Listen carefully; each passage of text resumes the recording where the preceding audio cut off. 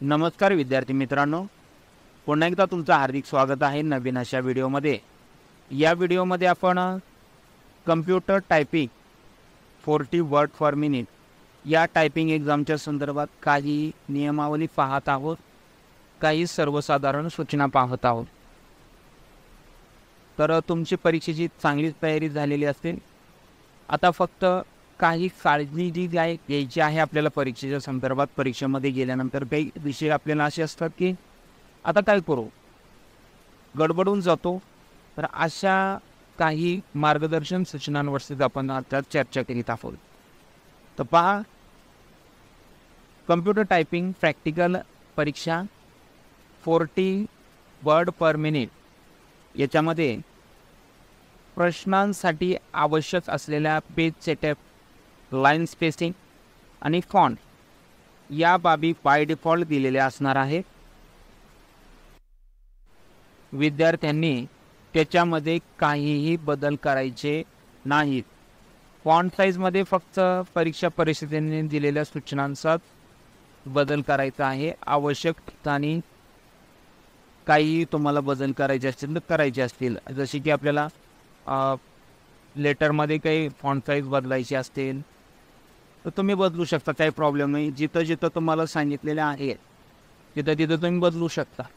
मात्र अनावश्यक ठिकाणी फॉन्ट साईज बदलल्यास गुणच कमी होतील, आपले मार्क्स जातील, वजा केले जातील आणि पूर्णपणे निगेटिव्ह मार्किंगनीच ही परीक्षा होत असते। ठीक आहे, मार्क डायरेक्ट कमी केले जातात। त्यानंतर पहा, प्रत्येक वाक्य पूर्ण झाल्याच्या नंतर एकच पेज देतात। बरेचसे विद्यार्थी चुकून एखादा पेज पडतो आणि मग मार्क जातात। जर कोणी हिंदी मराठी तरी हिंदीचं काम करीत असेल, मराठीसाठी फुल स्टॉपच आहे, मात्र हिंदीसाठी त्यांना दंड द्यायचा आहे, जो की वाक्य पूर्ण झाल्यानंतरच द्यायचा आहे आणि एक्स्ट्रा स्पेस न देता आहे। तर इंग्लिश आणि मराठीवाले प्रत्येक वाक्य पूर्ण झाल्यानंतर स्पेस न देता फुल स्टॉप द्यायचा आहे। बरेचसे विद्यार्थी काय करतात, स्पेस देतात आणि फुल स्टॉप देतात, मग त्याच्यात मार्क आपले जातील। लेटर टाईप करत असताना जे काही तुम्हाला सूचना दिल्या असतील त्याचा अवलंब करावा। स्पीड पॅसेजमध्ये वर्ड रॅप फॅसिलिटी असल्यामुळे पॅरेग्राफ संपल्यावर एकही स्पेस न देता एंटर की दाबावी, लाईन टू लाईन टाईप करू नये। पहा, आता काय विद्यार्थ्यांची अशी गडबड आहे स्पीड पॅसेजच्या संदर्भात। तर विद्यार्थी टाईप करताना असे करतात की सुरुवातीला टॅब की न देता अगोदर लाईन टू लाईन टाईप करतात आणि नंतर टॅब देतात, जिथे एंटर आहे तिथे एंटर देतात। तर तसं करू नका। सुरुवातीला देताना टॅब द्या, कदाचित आपला टाईम नाही पुरला तर ते सगळं झिरो मार्किंगमध्ये जाते। ठीक आहे, देताना सुरुवातीला टॅब द्या, पॅरेग्राफ सुरुवात करा, पहिला पॅरेग्राफ संपला।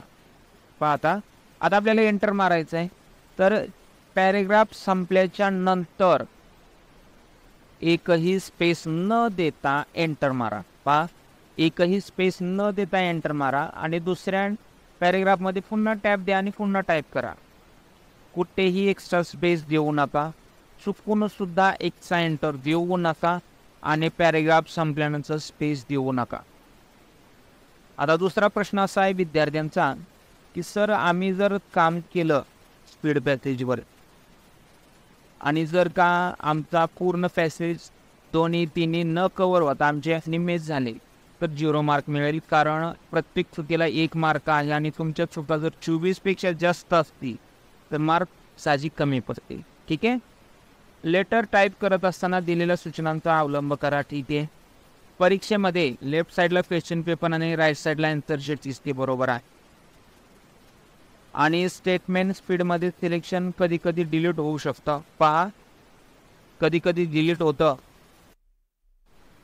आणि मग आपण गडबडून जातो। आता काय करायचं, कारण शॉर्टकट काय वापरायचे नाही सांगितलेले आहेत, कंट्रोल झेडचा वापर येणार नाही। अशा वेळी आपण अंडो वापरण्यासाठी आपल्याला क्विक ॲक्सेस टूलबारमध्ये ती सुविधा त्यांनी दिलेली आहे। क्विक ॲक्सेस टूलबारमध्येच आपल्याला वरती अंडोचं बटन पाहायला मिळेल। तर पहा मित्रांनो, टायपिंग एक्झामला जाताना या काळजी नक्कीच तुम्ही घ्या, याच्यावरती नक्कीच काम करा। परीक्षेसाठी तुम्हाला खूप साऱ्या हार्दिक शुभेच्छा। धन्यवाद।